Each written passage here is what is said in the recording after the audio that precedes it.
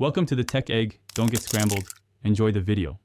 You begin by hard-boiling 4 large eggs because firm yolks give spread structure and smoothness.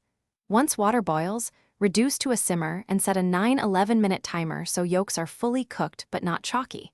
Immediately transfer eggs to ice water to stop cooking and make peeling easy.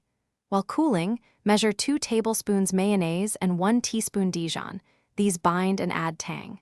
After peeling, roughly chop eggs so they'll emulsify quickly when you start mixing.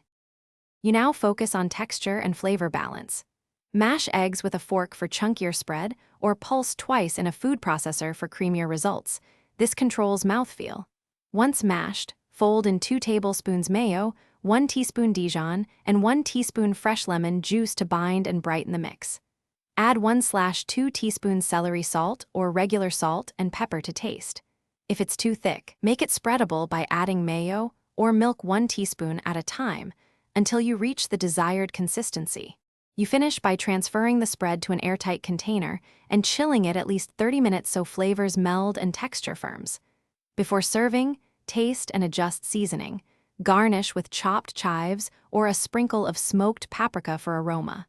Store up to 3 days in the fridge and always stir before use if some liquid separates. If the spread becomes watery, rescue it by folding in a little mashed yolk or adding mayonnaise 1 teaspoon at a time to thicken until you've restored the right spreadable texture. Thanks for watching. Consider subscribing if I helped unscramble your problems.